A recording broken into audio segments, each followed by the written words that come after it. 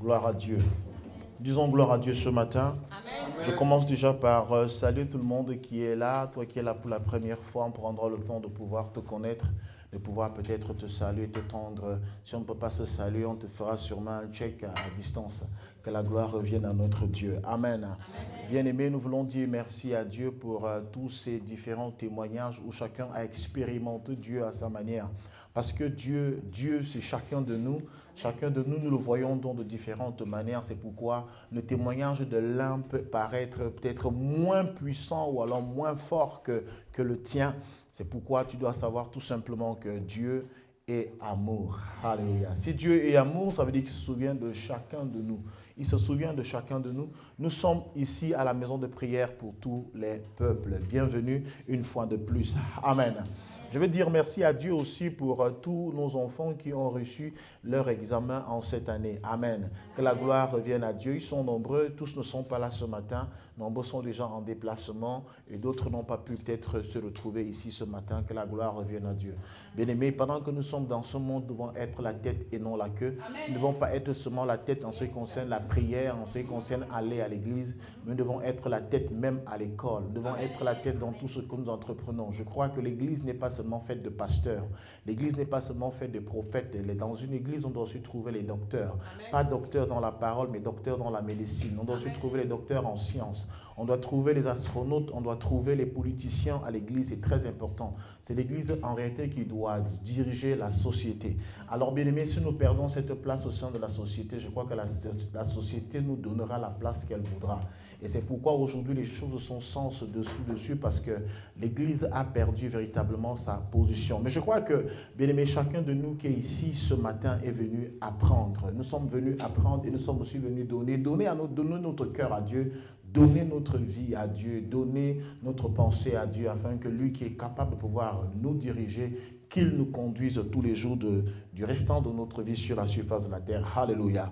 Bien-aimé, tu es catholique, tu es d'obédience catholique, tu es d'obédience évangélique, tu es d'obédience méthodiste, même musulman. Nous croyons que le bon endroit où il fallait être, c'est véritablement ici parce que nous sommes la maison de prière pour tous les peuples. Amen. Nous sommes un peuple prophétique, nous sommes un peuple apostolique parce que nous croyons que l'évangile est spirituel, l'évangile n'a rien à voir avec la chair, l'évangile n'a rien à voir avec la race telle que les hommes l'ont créée, l'évangile n'a rien à voir avec la langue, l'évangile est spirituel et se transmet en esprit. Alléluia. Et toute personne qui veut transmettre l'évangile en esprit doit être d'abord elle-même spirituelle, c'est très important. C'est pourquoi ce matin, par la grâce de Dieu, j'aimerais enseigner sur un thème qui va sûrement aider quelqu'un ce matin à pouvoir retrouver cette foi qu'il avait par le passé. Je dis tu es catholique, tu es au bon endroit. Je dis tu es presbytérien, tu es au bon endroit. Je dis tu es méthodiste, tu es au bon endroit. Tu es anglican, tu es au bon endroit. Tu es évangéliste, tu es évangélique, tu es au bon endroit. Alléluia. Ne te pose pas la question où est-ce que je me suis retrouvé. Peu importe où tu es, le plus important c'est ce que tu vas écouter. Et je prie que la parole que tu vas écouter ce matin t'apporte un plus ou alors répondre aux questions que tu te poses depuis un certain temps. Bien aimé, le thème de ce matin c'est comment rebooster sa foi lorsqu'on a perdu du zèle. Dis à quelqu'un comment rebooster sa foi lorsqu'on a perdu du zèle. Comment rebooster sa foi lorsqu'on a perdu du zèle? Parce que je crois que chacun de nous, que ce soit aujourd'hui ou il y a de cela 20 ans ou 25 ans, a écouté la parole de Dieu et tu as adhéré à ce discours. Tu as adhéré à cette parole. Tu as aimé ce que tu as entendu. Mais quelques temps après, quelques années après, quelques décennies après, tu as perdu ce zèle. Tu as perdu cette niaque. Tu as perdu cette verve que tu avais. Et aujourd'hui, on a du mal à t'amener à l'église. Quand on t'amène à l'église, ce n'est qu'occasionnellement que tu te présentes dans un lieu de culte. Bien-aimé, quelque chose s'est passé. Dis à quelqu'un, quelque chose s'est passé. La question qu'on se pose ce matin, ce n'est pas de savoir ce qui s'est passé, mais de pouvoir nous dire, nous saisissons cette occasion qui nous est donnée afin de pouvoir réveiller le véritable champion qui dort en chacun de nous. Parce que je crois que chacun de nous a reçu l'Esprit de Dieu. La Bible déclare dans le livre de Genèse chapitre 2 verset 7 que lorsque Dieu avait créé l'homme, après il a soufflé dans ses narines un souffle de vie et l'homme devint un être vivant. Je crois que chacun de nous ici a reçu cet esprit. Mais malheureusement cet esprit dort en nous parce que cet esprit est nourri. Et tant qu'il n'est pas nourri, bien il va continuer de somnoler en nous. Alléluia. Je veux aussi rendre grâce à Dieu pour le couple. Nous avons célébré un mariage le mois passé, le mois dernier. C'était encore le 5 ou le 12. Le 5, n'est-ce pas? Le 12 juin, ils sont là, le couple Michael. Ils sont là, ils sont venus rendre grâce à Dieu. Nous sommes très heureux de pouvoir vous voir. Est-ce que vous pouvez vous mettre debout juste pour que les gens vous saluent? Alléluia. Gloire à Dieu. Gloire à Dieu. C'est les tout derniers bébés en ce qui concerne le mariage dans ce ministère. Alléluia. Alors, bien-aimés, nous n'allons pas chercher à savoir ce qui s'est passé dans votre vie pour que vous perdiez la foi. Non. Parce que nous plonger dans cela, c'est juste vous amener à culpabiliser. Or, le rôle de l'Église n'est pas d'amener quelqu'un à culpabiliser. Le rôle de l'Église n'est pas d'amener le pécheur à comprendre qu'il est pécheur. Il est déjà pécheur et il le sait. Très souvent, les gens ont du mal à nous suivre tout simplement parce que on leur parle d'un Dieu qui punit. Alors, il y a aussi ce Dieu qui est amour. Amen. Je veux dire à quelqu'un, parfois on t'a présenté un mauvais Dieu. Quel est le Dieu qu'on t'a présenté? Qu'est-ce qui t'a découragé? Quel est le Dieu qu'on t'a présenté? Parce que si on te présente un mauvais Dieu, assurément, tu ne voudras pas le suivre. Vous savez, c'est beau d'évangéliser. C'est d'ailleurs la mission première de l'Église. Aller vers les gens, leur parler de Christ. Mais parfois, quand nous allons devant les gens, nous leur parlons beaucoup plus de l'enfer. Mais est-ce que Christ nous a envoyé parler de l'enfer aux gens? Est-ce que Christ nous a envoyé parler du péché aux pécheurs? Non. Quand tu parles du péché aux pécheurs, tu ne lui apprends rien de nouveau, puisque c'est une vie qu'il mène déjà. Dis-lui plutôt comment est-ce qu'il est capable, il est possible pour lui de sortir du péché. Alléluia. C'est pourquoi je dis, on ne va pas se replonger dans ce que nous avons eu à faire par le passé. Qu'est-ce qui nous a fait perdre le zèle? Qu'est-ce qui nous a fait perdre l'ambition? Nous sommes aujourd'hui fades. Nous sommes fades, nous sommes tièdes en ce qui concerne les choses de Dieu. On va à l'église difficilement. On va à l'église difficilement. Nous sommes parfois comme des ânes. Vous savez, l'âne, lorsque l'âne a décidé de s'asseoir pour le lever de là, bien aimé, il ne peut que se lever que lorsqu'il le désire lui-même. Alléluia. Mais je crois qu'aujourd'hui, tu es au bon endroit pour écouter la parole qui te permettra de comprendre encore qui est Dieu pour toi et ce qu'il attend de toi. Alléluia. Bien, nous allons prendre nos Bibles dans le livre de Ésaïe. Nous allons commencer par le livre de Ésaïe. Ésaïe chapitre 58.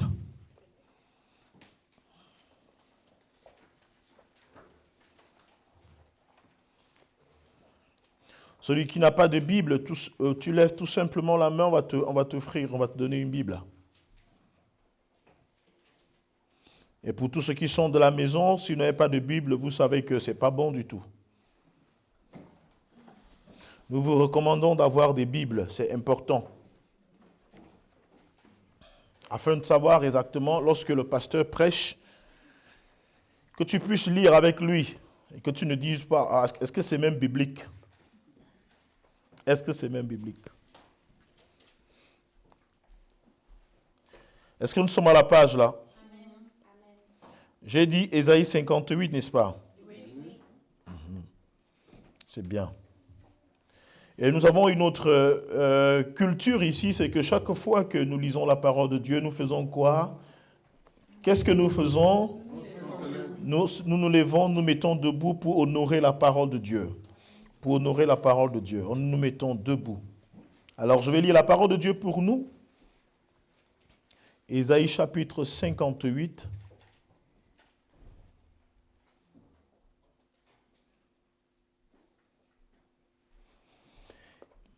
Ésaïe chapitre 58 à partir du verset 3 au verset 5. Ainsi dit, ainsi parle l'Éternel.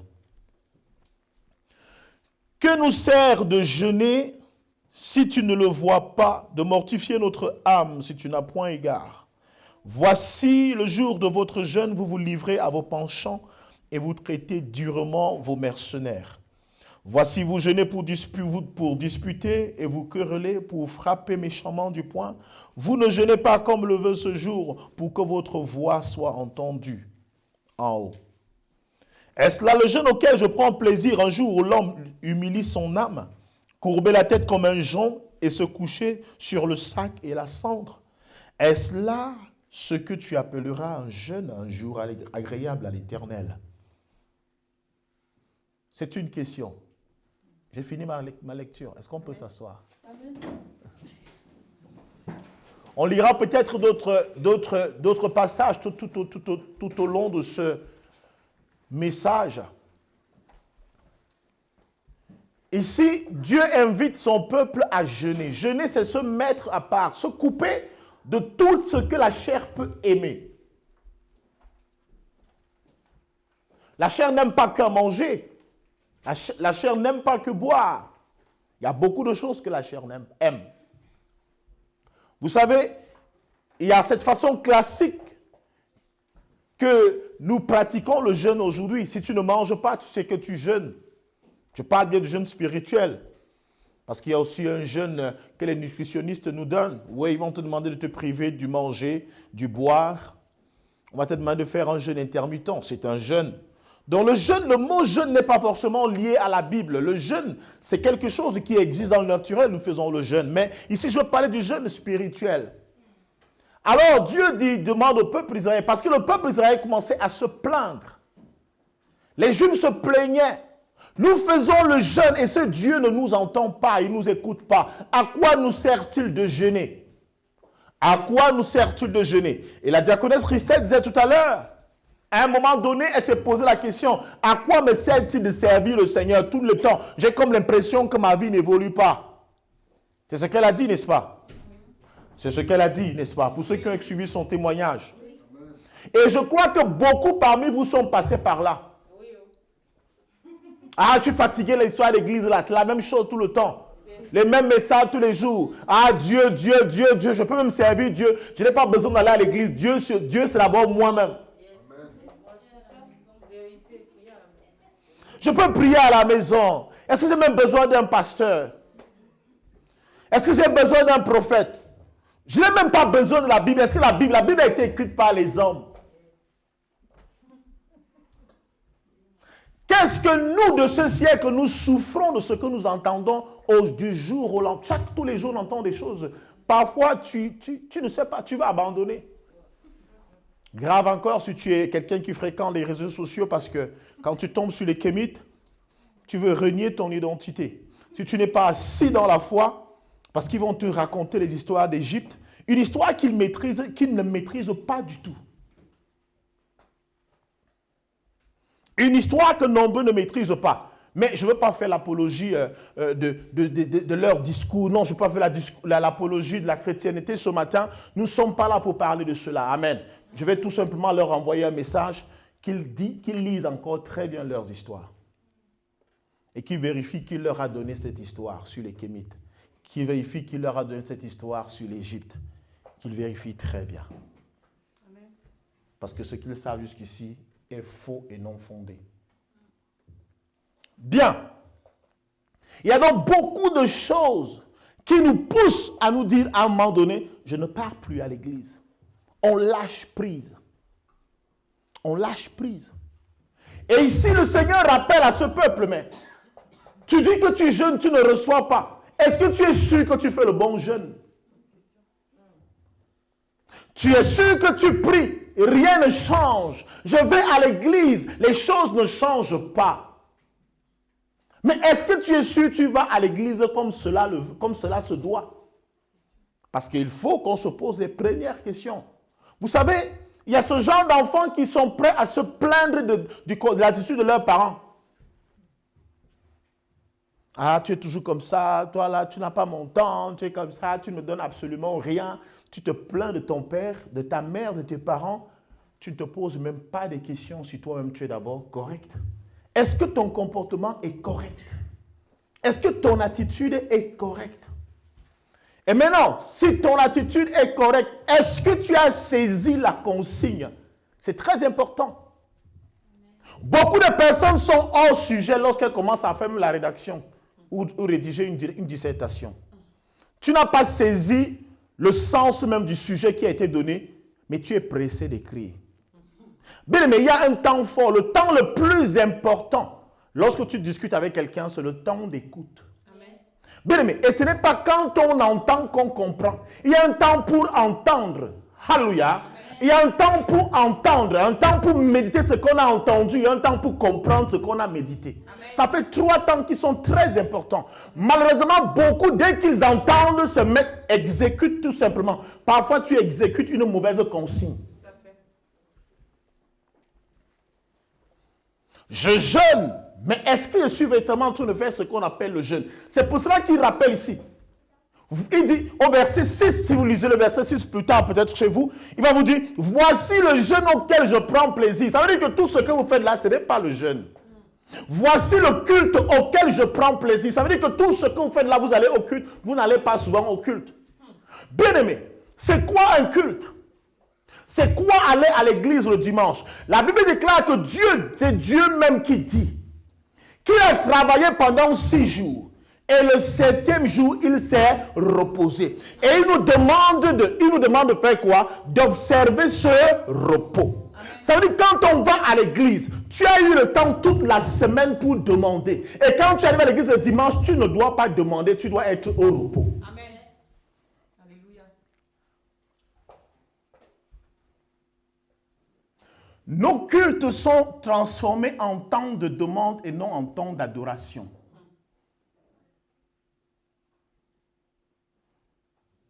Et malheureusement, tu ne vas à l'église que le dimanche. Et le dimanche où tu dois adorer Dieu, tu demandes à Dieu. Alléluia. C'est tout ça en fait. Et tout ça vient du fait que nous ne lisons pas la parole. Nous ne lisons pas la Bible. Nous ne connaissons pas exactement ce que nous devons faire.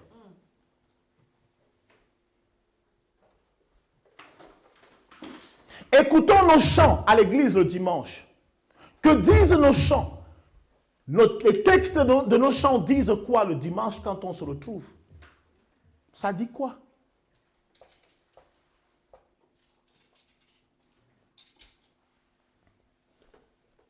Alors beaucoup sont tombés, beaucoup ont sombré. Aujourd'hui, quelqu'un va te dire qu'il est catholique. Et quand tu me dis que tu es catholique, est-ce que tu es sûr que tu marches même selon le catholicisme?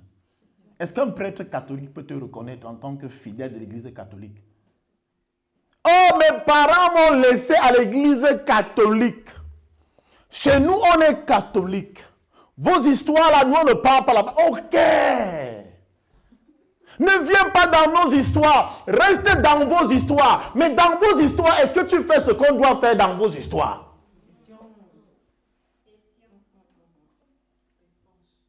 Je ne te demande pas de venir avec nous.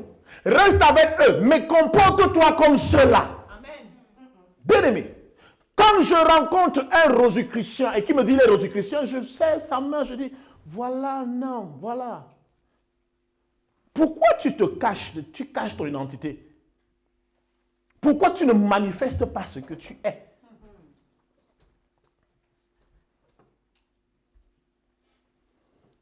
On ne peut pas être français sans être capable de chanter la Marseillaise. Tu n'es pas français.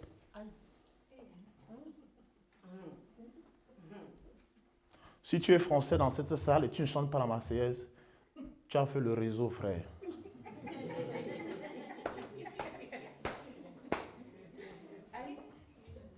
C'est les conditions, c'est la condition sine qua non qui te permet d'avoir ce titre-là. Amen. C'est normal. Est-ce que c'est faux ce que je dis? C'est vrai. Qu'est-ce qui prouve que tu es français? Être français, c'est quoi? C'est connaître l'histoire des gens de la France, connaître les armoiries de la France, connaître la devise de la France. Alléluia. Tu dois connaître ça. C'est important. Je suis catholique, je suis musulman. Mais les prières, tu ne les fais pas. On ne t'a jamais allé à la mosquée. Et même quand la mosquée se déplace pour aller vers toi, tu la fuis. Parce que même quand on est chrétien, on dit qu'on est chrétien, on ne manifeste pas cela. Ça veut dire qu'il y a un problème. Soit on n'est pas chrétien du tout. Bien, mais le titre chrétien a été utilisé pour la première fois à Antioche. Et ce n'est pas Jésus qui donne ce nom à ses disciples. Non. Et ce ne sont pas les disciples qui se donnent eux-mêmes ce nom.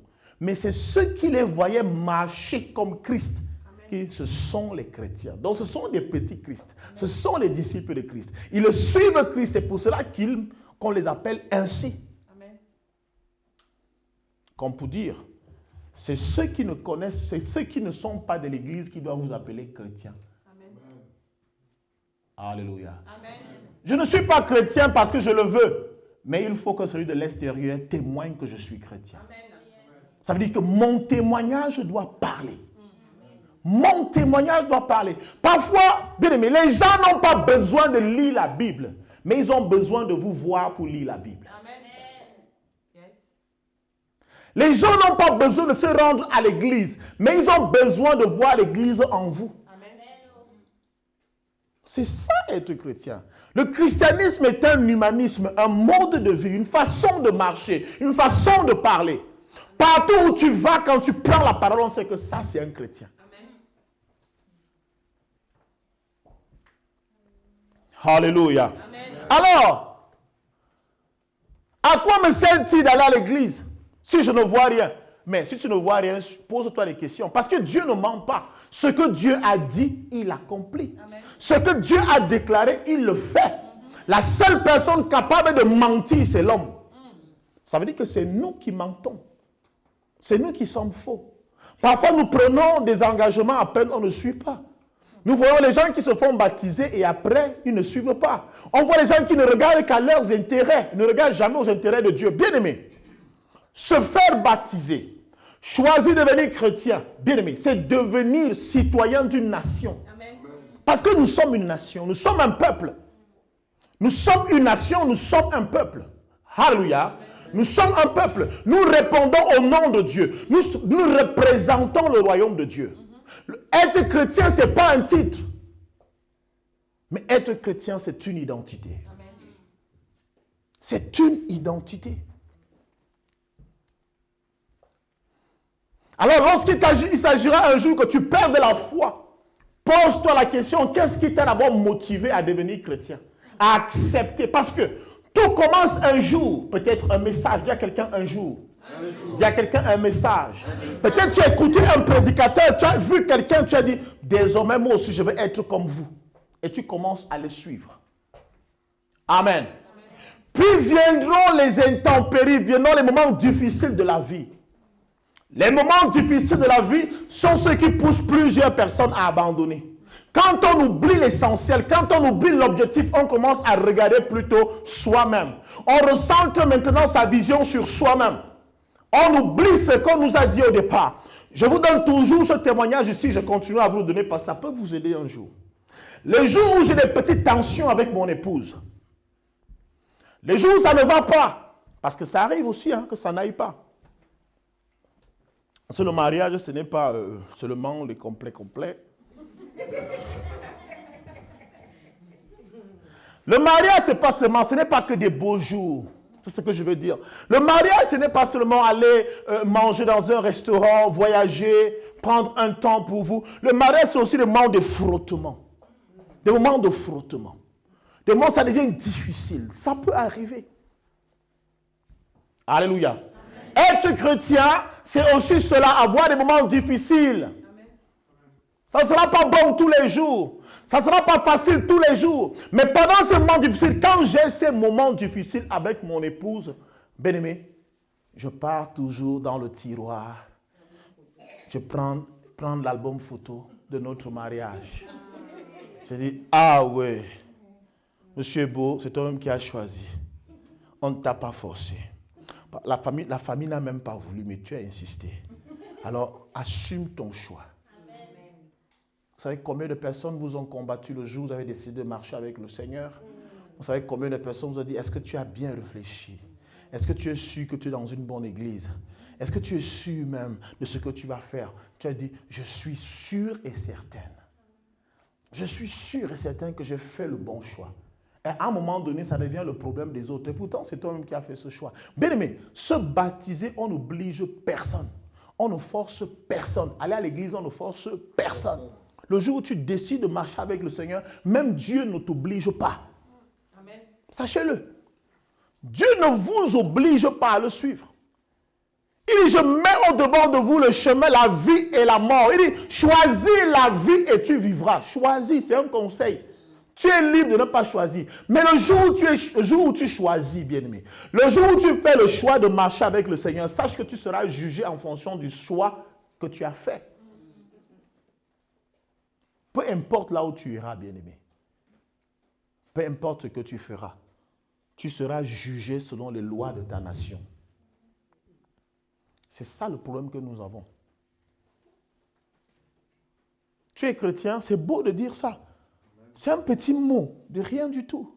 Peut-être 7 lettres ou 8. C'est 8 lettres, n'est-ce pas? Chrétien, oui, 8 lettres. Rien du tout. Mais en fait, ça t'engage dans trop de choses, en fait. C'est comme quand tu dis, je suis marié.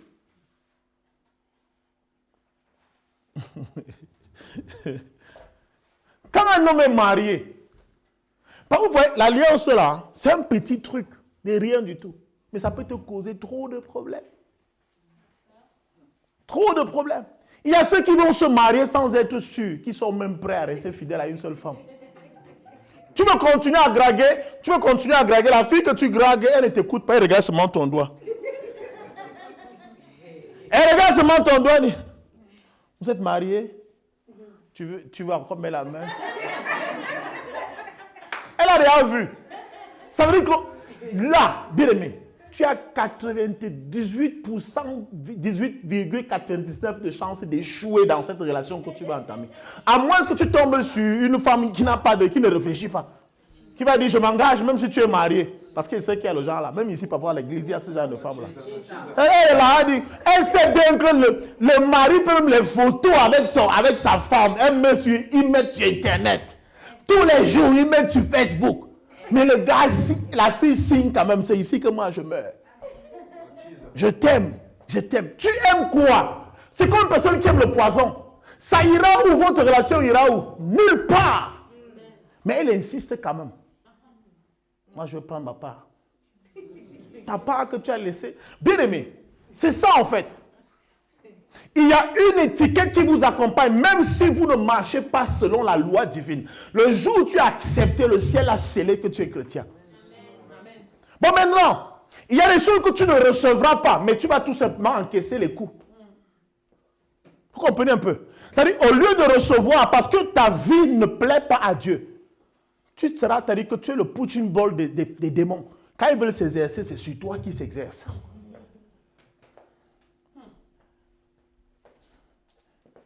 Est-ce que être chrétien, c'est un jeu? Ce n'est pas un jeu. Et alors, vous êtes donc noté à partir de ce nom que vous avez choisi, de cette identité que vous avez choisie. Et quand le démon s'attaque à ce genre de personne, il sait qu'il s'attaque à un chrétien. Il ne s'attaque pas à une personne qui blaguait. Alléluia. Je dis souvent aux gens, c'est beau d'être pasteur. C'est très beau. C'est beau d'être prophète.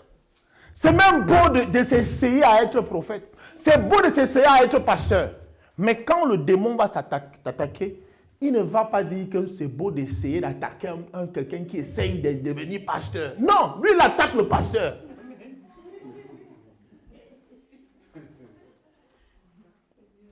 Beaucoup parmi vous subissent des foudres, des forces du mal, tout simplement parce que vous portez le nom de chrétien.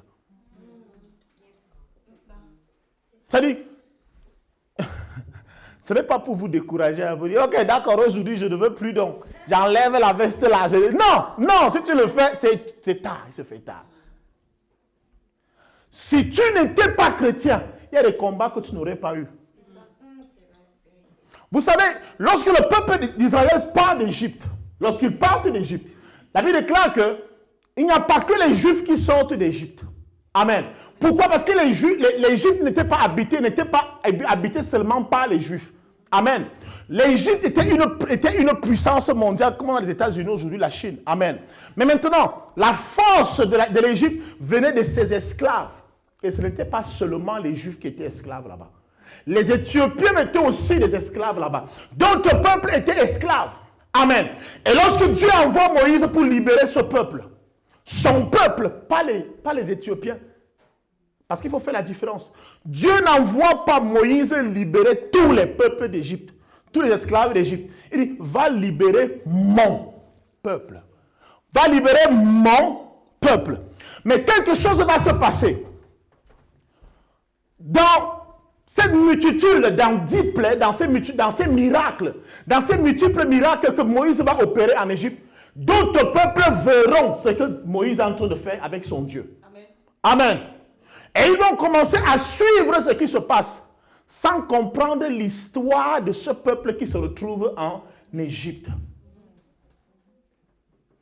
Et lorsque Pharaon donnera le hoquet, le quitus à Moïse de partir enfin avec son peuple, puisqu'on a dit esclave, alors Pharaon même, il a seulement entendu esclave. Mais Pharaon ne sait pas que Dieu a dit son peuple. Puisque quand Pharaon arrive au pouvoir, Pharaon ne connaît pas exactement comment ce peuple est arrivé là. Vous comprenez un peu? Parce qu'en fait, au temps de ce Pharaon, ce n'est pas lui, ce n'est pas son temps qu'Israël est arrivé, que Joseph est arrivé en Égypte. Amen. Joseph arrive en Égypte avant que ce Pharaon ne naisse même. Amen. Vous comprenez un peu? Ce qui fait que, quand Pharaon lui entend qu'il faut laisser partir mon peuple, Pharaon lui libère tous les esclaves. Et les esclaves aussi ne peuvent pas dire que moi je n'appartiens pas à ce peuple. Je suis plutôt éthiopien. Je suis camerounais. Je suis ivoirien. Je ne suis pas d'Israël. La liberté, quand l'heure de la liberté sonne, tu regardes encore que qui t'a sauvé. Tu sors seulement. Amen. En fait, c'est ça. Hein. C'est qu'ils sortent seulement. Ils se retrouvent et disent ok, on sort. On sort. On a dit qu'on sort. On sort. Ils ne savent pas là où ils partent.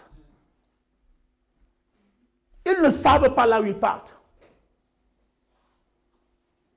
Les voilà qui se retrouvent en train de traverser la mer, en train de vivre les miracles. Moïse et son peuple entendent des cantiques. Ils se mettent aussi à chanter ces cantiques, sans comprendre la signification de ces cantiques. C'est exactement ce qui se passe très souvent au sein de l'Église. Vous avez entendu qu'il y a un pasteur qui est fort là-bas? Entendu qu'il y a un prophète qui est fort là-bas? Bah, puisqu'il prie. On dit Alléluia. Alléluia, dire Alléluia ne coûte absolument rien. Ça ne pèse pas sur la langue. Alléluia, Amen. Tout le monde dit Amen, Alléluia, Amen. Sans comprendre le sens de Alléluia et de Amen. On se fait baptiser, qu'est-ce qu'il faut? Il faut mettre du blanc. Il faut encore quoi? Rien d'autre. Ah, je veux aussi me faire baptiser. Tu plonges, tu fais le plongeon. Tu pars nager, toi aussi. Tu ressors de là, tu sais que tu es baptisé. Mais bien aimé, tu viens de t'engager à bien trop de choses, mais tu ne sais pas. Fin des fins. Vous connaissez cette histoire. Lorsqu'ils arrivent dans le désert, des millions et des millions sont partis d'Égypte. Mais combien vont arriver à Canaan? Juste deux. Deux seulement. Deux seulement. Mais est-ce que Moïse est venu libérer seulement 2 personnes? Est-ce que Moïse est venu prendre seulement 2 personnes? Il est venu libérer tout le monde. Amen. Mais pourquoi 2 seulement arrivent à Canaan? C'est parce que tous les suiveurs sont morts au désert. Tous les suiveurs, les moutons de Panurge sont morts au désert.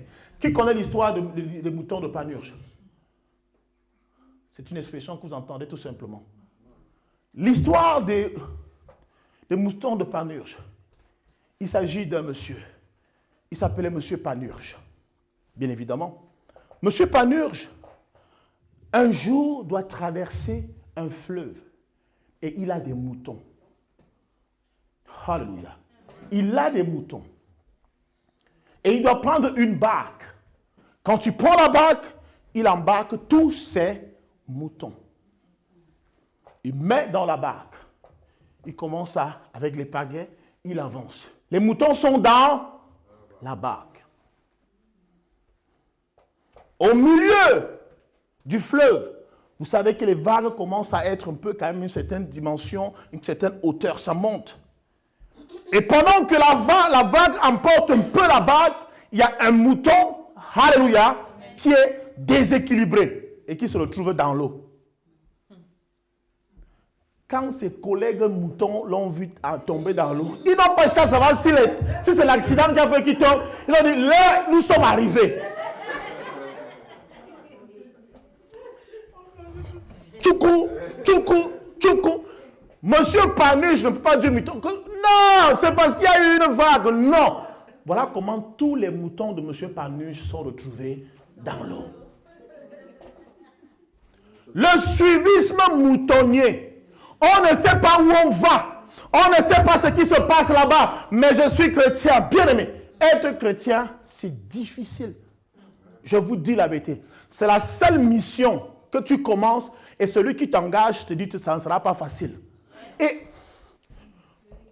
vraiment, je me répands pour beaucoup de choses que nous, les serviteurs de Dieu, nous avons fait croire au peuple. Peut-être je ne l'ai jamais fait, mais je me répands parce que si mes frères l'ont fait, ça veut dire que je l'ai fait. Amen. Amen. Parfois, vous arrivez à l'église comme ça, dans une église, on dit, donne ta vie à Jésus. Viens servir le Seigneur, viens, engage-toi, le Seigneur est bon, tu auras ceci, tu auras ceci. On ne te présente que ce que toi tu auras. Tu ne vois que tes droits, tes droits, tes droits, tes droits. Tu auras le travail, tu auras le mariage, tu auras ceci.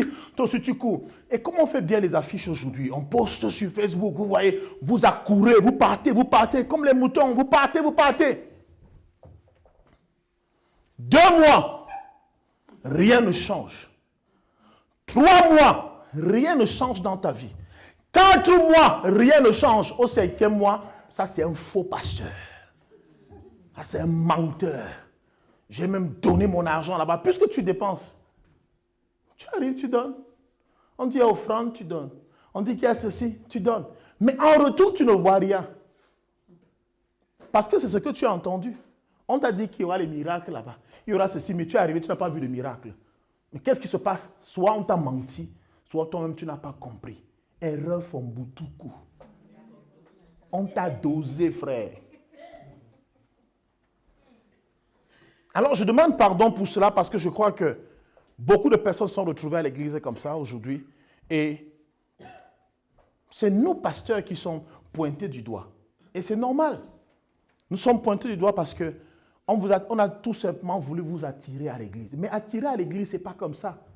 Ça ne sert à rien d'avoir une église qui est pleine de 1000 personnes, mais qui ne comprennent même pas là où on part. Sinon, tous vont mourir avant le temps. Alors bien, mais ceux qui meurent au désert auraient pu conserver leur vie s'ils étaient restés en Égypte. Vous comprenez? Ils auraient pu conserver leur vie s'ils étaient restés en Égypte.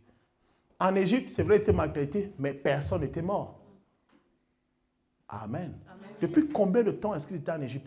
Plus de 370 ans, ils étaient en Égypte. C'est à 400 ans, près de 400 ans que Dieu a libéré le peuple d'Israël. Ça veut dire que plus de 400 ans, ils n'avaient pas perdu autant de personnes qu'ils avaient perdu en 40 ans. Pourquoi vas-tu te mettre dans les problèmes si tu ne veux pas servir le Seigneur? Pourquoi vas-tu te mettre dans les problèmes si tu ne veux pas servir le Seigneur? Mais servir le Seigneur, ce n'est pas le suivisme, ce n'est pas la mode. Aller à l'église, ce n'est pas la mode. Et pire encore, c'est que ce que vous faites, ce que nous faisons, c'est que par notre mauvaise façon de servir le Seigneur, ceux qui sont à l'extérieur pointent l'église du doigt. Pourquoi? Parce que toute personne qui se dit chrétienne, tu deviens l'ambassadeur de l'église. Même les chrétiens ont fait comme ça là. Ah, donc toi aussi qui parles à l'église, vous vous comportez aussi comme ça. Ah, donc vous aussi vous parlez comme ça. Parce qu'ils savent qu'un chrétien ne parle pas comme ça. Ils savent qu'un croyant ne se comporte pas de la sorte. Alléluia. Alléluia. Alors bien, mais qu'est-ce qui t'a poussé à venir dans cet endroit? Qu'est-ce qui t'a poussé à devenir chrétien? C'est la première des choses, quand les choses commencent à devenir difficiles, c'est ce qu'il faut d'abord regarder. C'est ce qu'il faut d'abord regarder. Ne jamais perdre de vue son objectif, sa motivation. Mais le jour où tu perds ta motivation, c'est la vision qui est ta motivation en fait. Amen. Celui qui n'a pas de vision n'est pas motivé. Parce que tu ne sais pas là où tu vas. Et si tu ne sais pas là où tu vas, quelqu'un va t'amener là où lui va. Quelqu'un va t'amener là où il va. Et c'est vrai, on ne sert pas le Seigneur sans espérer. Il faut que chacun ait qu'est-ce que tu regardes? Quand servir le Seigneur pour toi, ça signifie quoi? Qu'est-ce que tu espères?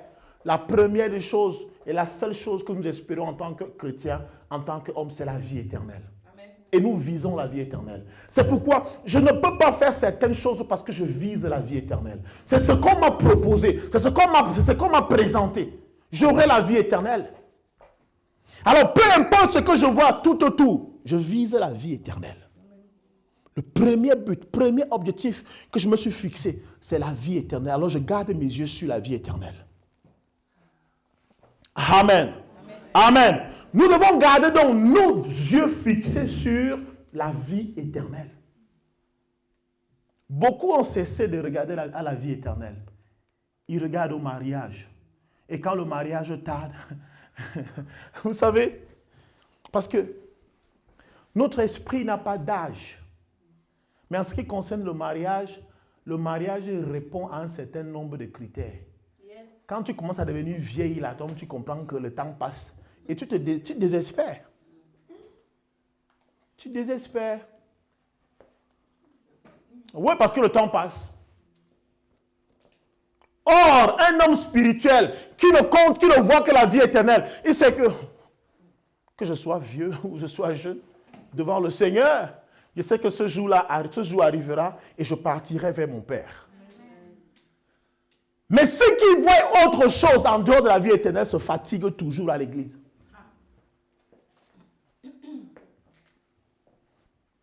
Dans le règne spirituel, bien aimé, la notion de temps n'existe pas. La notion d'âge n'existe pas. C'est pour cela que depuis que tu lis la Bible, depuis que tu es petit, tu entends parler 24 vieillards. Tu n'as jamais entendu qu'ils ont vieilli. Les 24 vieillards sont toujours vieux. Tu n'as jamais entendu qu'on a changé l'archange Michel ou qui d'autre, ou Gabriel.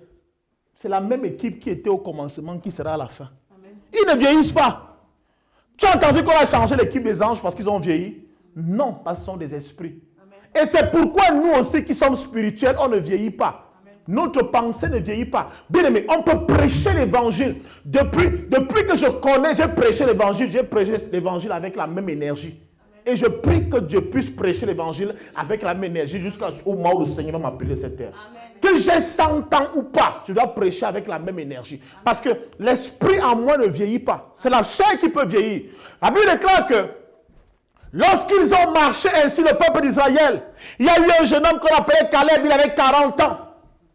40 ans. Dieu lui fait la promesse, il a 40 ans. La Bible déclare qu'ils ont marché encore pendant 40 ans. Quand ils sortent d'Égypte, il a 40 ans. Il marche encore pendant 40 ans. À 80 ans, Caleb avait la même énergie qu'il avait lorsqu'il avait 40 ans. Pourquoi? Parce qu'il a gardé la vision. Alléluia. Yes. C'est le seul qui est arrivé à Canaan avec Josué. Parce qu'il n'a pas vieilli. Toi, tu as commencé à vieillir quand tu es rendu compte qu'aucun garçon ne peut te regarder. Le rouge à lèvres ne tient plus. Tu mets les phares, ça ne tient plus. Tu veux mettre les phares comme ça, ça passe sur la bosse, ça saute. Ça passe encore sur la bosse, ça saute. Tu dis non, ça ne tient plus. Ah, je suis déjà vieille, est-ce qu'on peut encore me regarder? Et là, maintenant, tu vas sur Internet, tout ce qui tombe sous ta main, tu prends. J'aime souvent écouter les prières des femmes qui veulent le mariage. Quand une jeune fille a 18 ans, on lui parle du mariage. Quand elle prie, oh Seigneur, je te dis merci parce que tu as fait de moi une créature si merveilleuse. Père, je vais briser les montagnes. Seigneur, je sais une chose, je suis une grande femme. Je suis une grande femme. Je suis une grande femme, Seigneur. Parce que parfois, elle manque de mots. Elles sont tellement sûres d'elles. Là, elles ne parlent pas mariage. Quand elles ont 25 ans, écoute la prière. Père, je suis prête pour le mariage. Tu m'as béni, je suis prête pour le mariage. Merci pour ce que tu as fait de moi. Seigneur, l'heure est venue. Tu donnes un mari à ta servante. Seigneur ne répond pas. Revenez à 30 ans. Quand tu reviens à 30 ans. Seigneur,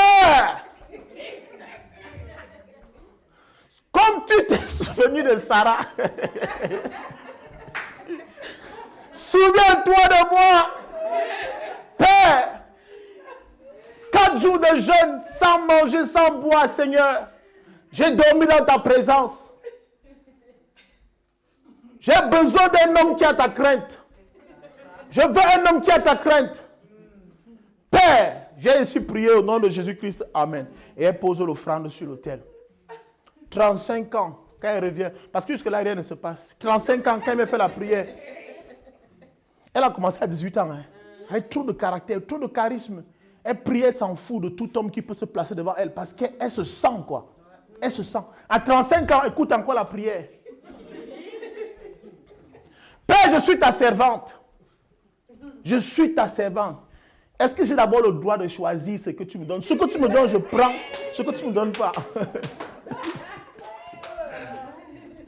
Ce que tu me donnes, je prends. Ce que tu ne me donnes pas, je ne prends pas. Je veux seulement te servir. Je suis dans ta présence, Seigneur. Je suis dans ta présence. Pense à ta servante. 35 ans, rien. 40 ans. D'abord, qui a dit que toutes les servantes sont mariées, Seigneur? Je sais.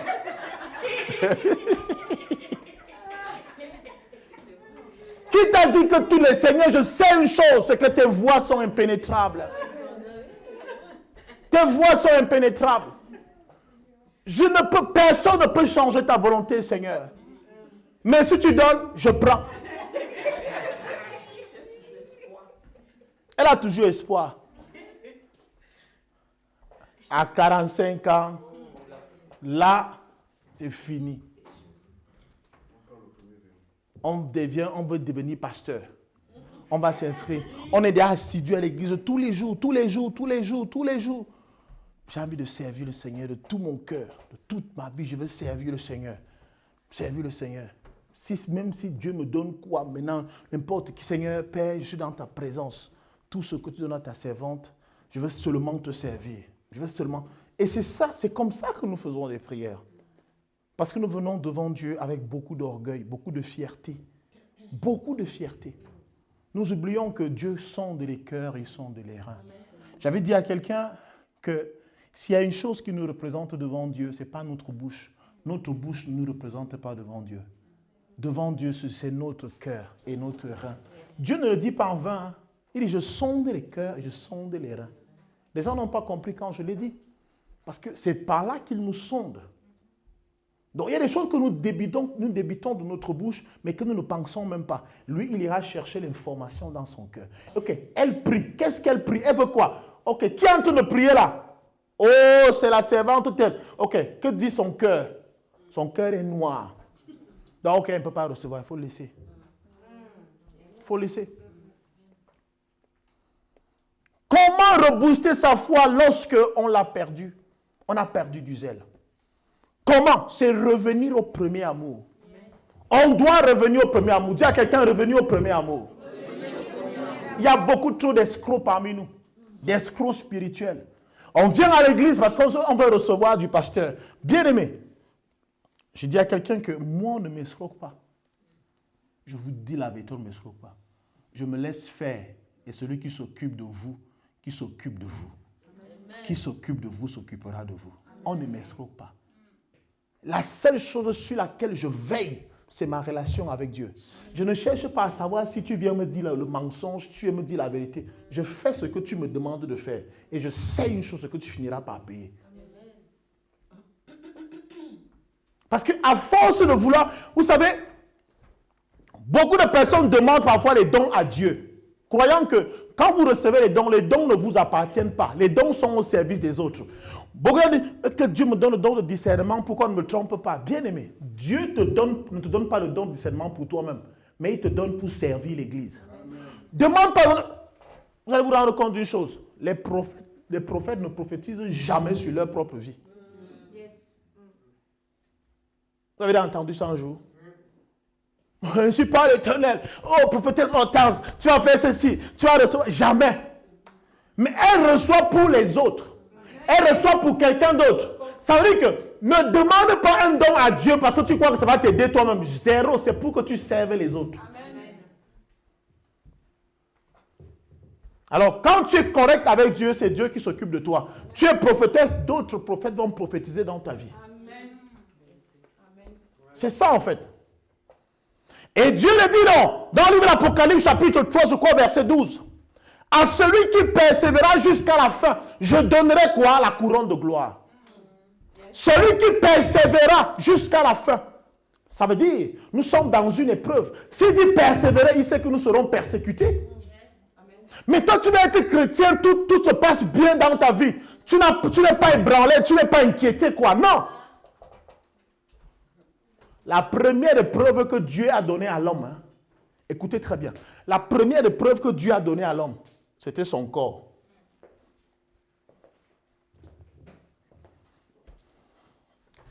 Vous n'avez pas compris. La première épreuve que Dieu a donnée à l'homme, c'était ce corps-ci. Pourquoi? Parce que l'homme, ce n'est pas le corps. L'homme, c'est l'esprit. Amen. L'homme, c'est l'esprit. Mais parce que cet esprit devait vivre sur terre. Amen. Or, sur terre, les esprits ne peuvent rien faire sans le corps. C'est pourquoi même quand les démons veulent vous attaquer, quand ils veulent agir dans vos vies, ils prennent la forme humaine d'une personne que vous connaissez, d'un ami. Plusieurs personnes ont rêvé des amis qui ne leur ont jamais rien fait. Mais c'est lui que tu vois dans tes rêves. Oh, j'ai encore vu ma grand-mère. Ta pauvre grand-mère n'a rien fait du tout. On a tout simplement pris son corps et on est venu te déranger. Et c'est ça le rôle des démons. Vous cognez les têtes, mettre les problèmes dans les familles. Mettre les problèmes dans les familles. Oh, j'ai encore vu mon oncle là aujourd'hui. Le pauvre oncle de Trouille, il n'a même pas le temps. Il ne te connaît même pas. Il n'a même pas ton temps. Mais c'est toujours son corps qu'on prend. C'est toujours son corps qu'on prend. On dit que le mauvais esprit, les démons se transforment, le diable se transforme souvent en l'ange de lumière. S'il peut se transformer en l'ange de lumière, à plus forte raison, toi qui es un petit possédé, un petit pécheur, ça veut dire qu'il prend ton corps quand il veut. Il prend ton corps quand il veut. Qui parmi ici ne s'est pas réveillé un matin, tout le corps fait mal? C'est ton corps qu'on a utilisé comme ballon dans une compétition sorcellerie. Toute la nuit, on t'a joué. Ah oui. Celui qui persévérera jusqu'à la fin. On doit persévérer parce que jusqu'à la fin, il y a la couronne. Il n'y a pas de couronne sans course. Il n'y a pas de médaille sans courir selon les règles de l'athlétisme. Amen. Et David dit ceci. Lorsque David arrive, il trouve dans le livre de 2 Samuel, chapitre 17, il trouve que, quoi, 1 Samuel? Oui, 1 Samuel, oui. Dans le livre 1 Samuel, chapitre 17, oui, très bien. Et il arrive, il trouve que Goliath est en train de défier sa nation. Il défie sa nation. Il trouve que même l'armée est incapable de stopper cet incirconcis. Ouvrez un peu avec moi. Je crois que c'est le dernier passage que nous allons lire. Après, on va arrêter. Parce qu'on a beaucoup dit quand même ce matin. 1 Samuel chapitre 17, le verset 26. 1 Samuel 17. Parce que beaucoup de personnes pensent que servir le Seigneur vraiment ne produit rien. Non, ça produit d'énormes bénéfices, c'est normal. Mais il faut que tu le serves véritablement. Amen. Tu ne peux pas couronner si tu n'as pas combattu. Tu ne peux pas. Tu ne peux pas être couronné si tu n'as pas combattu. 1 Samuel 17, verset 26. Voici ce que dit la parole.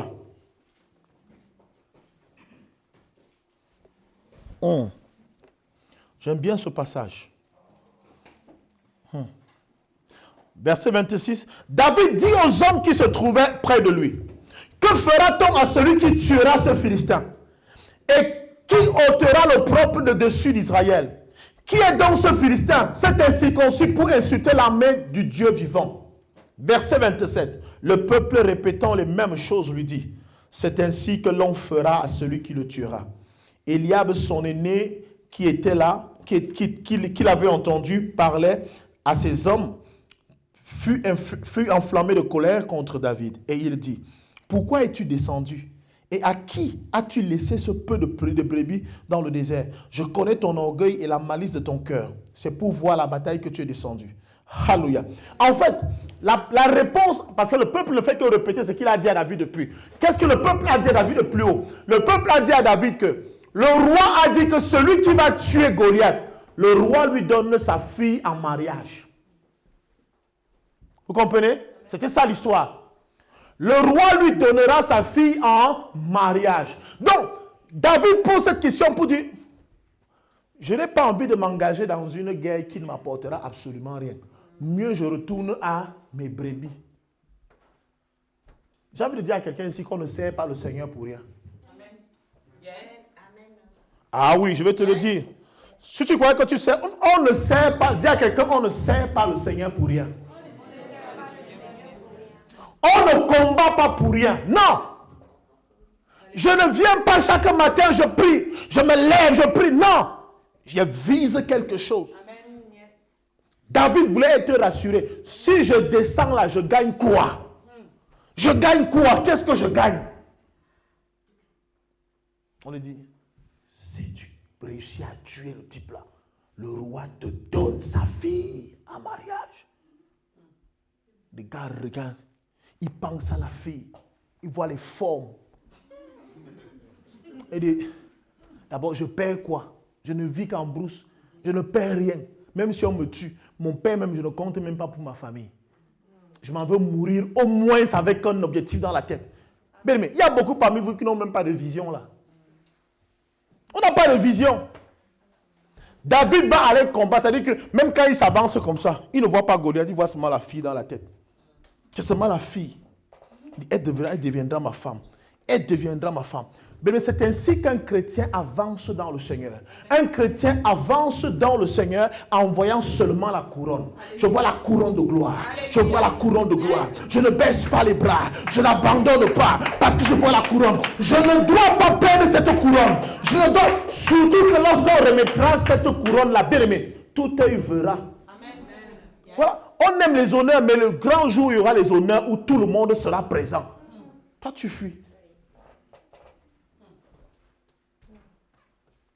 On aime être honoré devant les gens, être décoré devant les gens. Qu'on passe au journal de 20h, on annonce notre nom, on aime ça. Mais on te dit ce jour-là, ça ne sera pas le journal de 20h. Ça sera tous les journaux de 20h du monde qui seront rassemblés pour voir comment est-ce qu'on te remet ta couronne. Et tu ne tiens pas. Tu marches un jour, tu tombes. Tu marches parce que tu as perdu qu'il y a une récompense à la fin. Je vais aussi dire à quelqu'un que toi aussi qui ne pas marcher sur le Seigneur, tu auras aussi une récompense à la fin. Ah oui, tu auras aussi une récompense.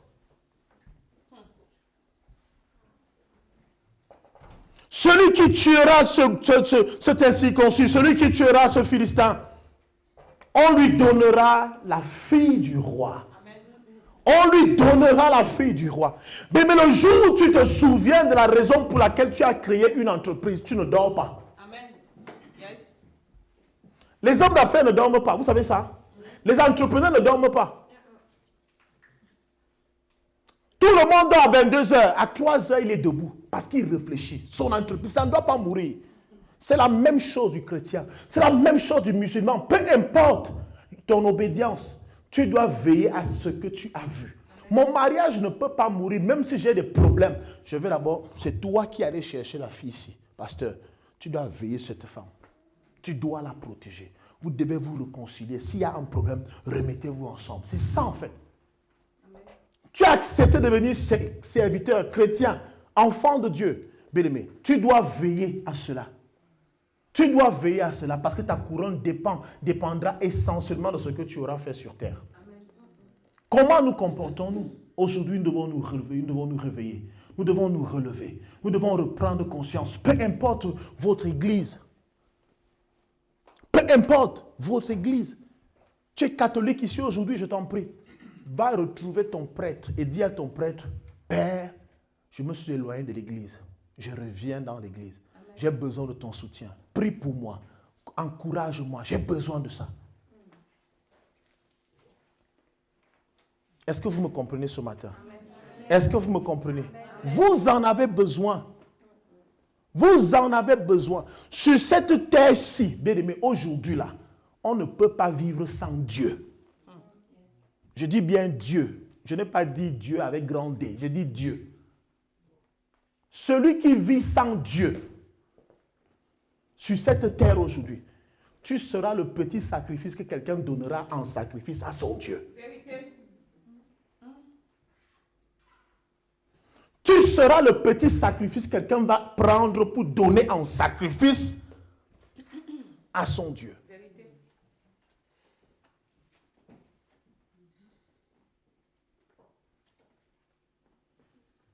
Et sur cette terre, il n'y a pas 3 dieux. Il n'y a que 2. Il n'y a pas 3 voies. Il n'y a que 2 voies. Amen. Soit tu es avec Dieu, soit tu es avec l'autre. Que nous, on n'est pas là pour prononcer son nom.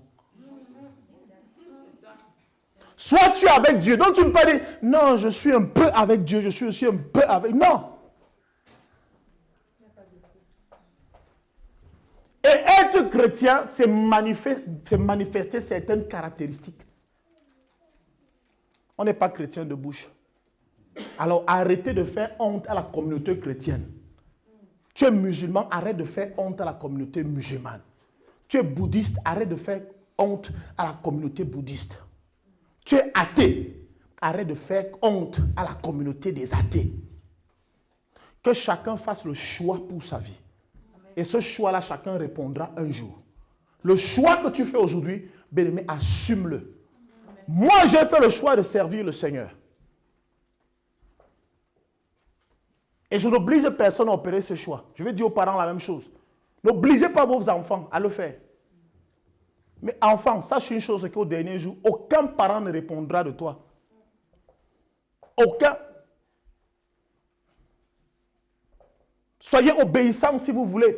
Mais la Bible que je connais me dit qu'un enfant doit honorer son père et sa mère. Aujourd'hui, vous êtes dans un pays où on vous a tout donné. Vous parlez à vos parents n'importe comment. Vous imaginez pas quelle abomination. Vous venez raisonner devant vos parents. Un enfant ne raisonne pas devant son père. Honore ton père. Que ton père soit sorcier ou pas, tu dois l'honorer. Qu'il soit bon ou mauvais, tu dois l'honorer. Dieu ne te demande pas, je parle aux chrétiens, Dieu ne demande pas à un enfant d'honorer seulement son père qui est bon. Écoutez-moi très bien. Dieu ne demande pas à un chrétien d'honorer son père seulement qui est bon. Même si ton père est sorcier, tu dois l'honorer. Honore ton sorcier de père. Amen. Yes. Amen. Yes. Alléluia. Honorez vos parents.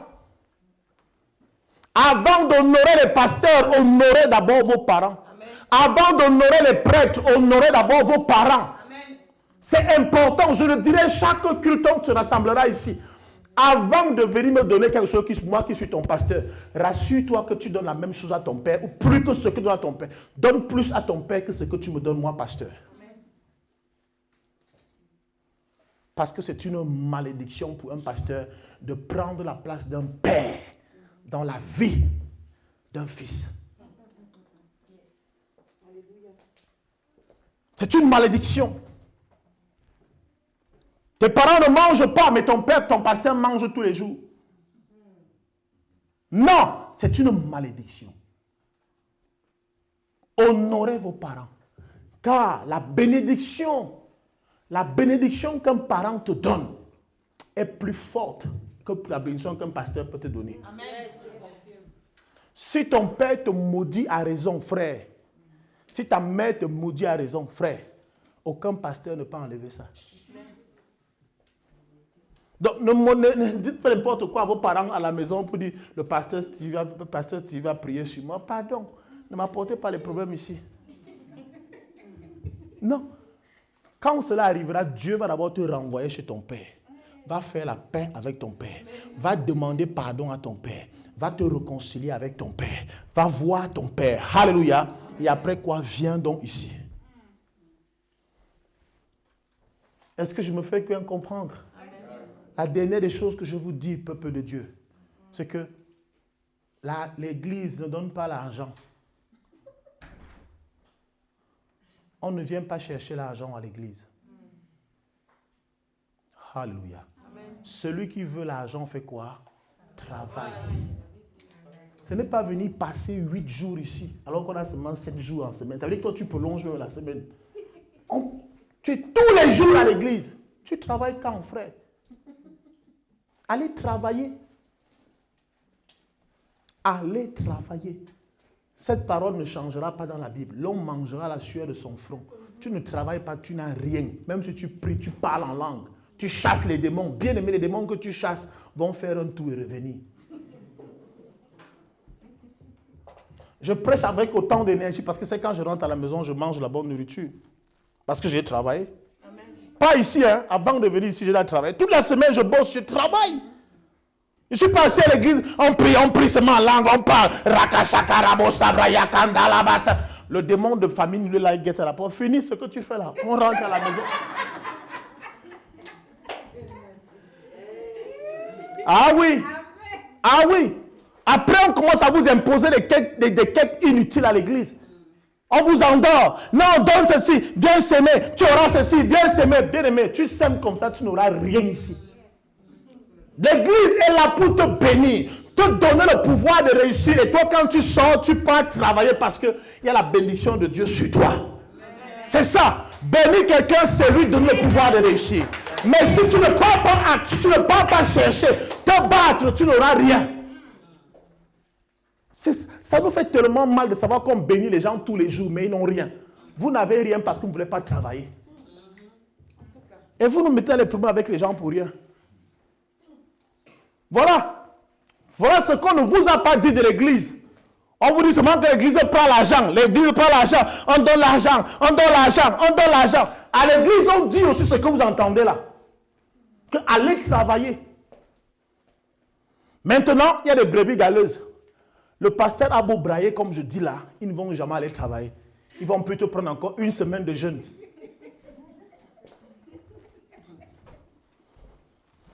Et après, on va se plaindre qu'on n'a pas d'argent. Rien ne marche. Bien aimé, nous ne sommes pas venus ici pour prendre les RSA.